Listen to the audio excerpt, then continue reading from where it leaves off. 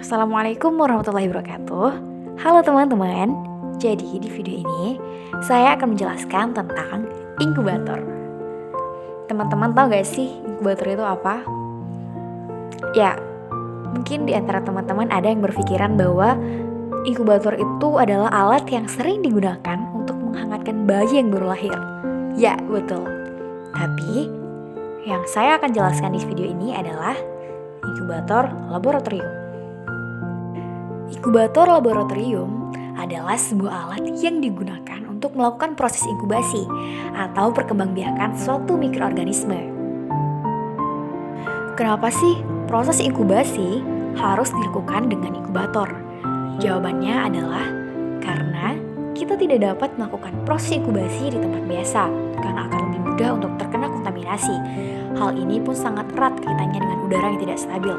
Dengan suhu yang tidak stabil, maka proses perkembangbiakan mikroba pun tidak dapat berjalan dengan lancar, teman-teman. Nah, bagian-bagian inkubator ternyata ada cukup banyak loh, teman-teman. Satu, ada alas yang berfungsi untuk menopang inkubator tersebut. Dua, kabel konektor berfungsi untuk menyalakan alat inkubator. Tiga, ada tutup yang berfungsi untuk menutup rapat inkubator. Empat, body yang merupakan bagian inti dari inkubator dan berfungsi untuk melakukan proses inkubasi dari sampel tadi. Kemudian yang kelima ada monitoring suhu yang berfungsi untuk mengatur suhu. Yang keenam ada tombol set berfungsi untuk mengatur alarm. Yang ketujuh adalah power yang terdapat di bagian depan dan berfungsi sebagai penanda dari jalannya inkubator.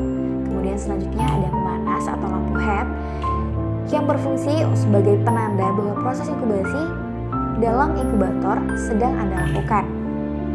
Kemudian ada dinding pemanas di mana merupakan poin penting dari jalannya proses inkubasi.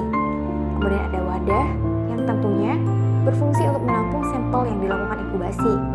Selanjutnya ada elemen yang merupakan bagian yang akan memberikan hawa panas pada saat proses inkubasi yang berlangsung. Kemudian ada tutup kaca berfungsi untuk menutup bagian dalam inkubator dan ada flap yang berfungsi sebagai katup udara.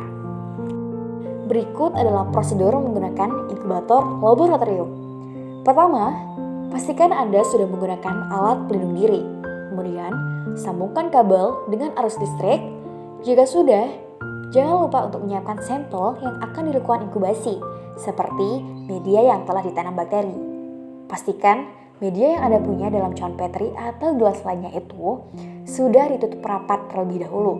Hal ini dilakukan agar tidak terjadi kontaminasi dengan sampel tersebut. Kalau Anda sudah siapkan sampel tersebut, selanjutnya tekan tombol power.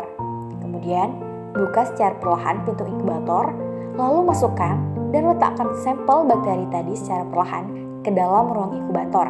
Kemudian tutup kembali. Dan jangan lupa, setelah memasukkan sampel, atur timer untuk mengatur berapa lama Anda akan melakukan inkubasi tersebut. Biasanya, proses inkubasi ini diatur dengan waktu sekitar 24 jam. Dan ini paling sering berlaku untuk sampel bakteri.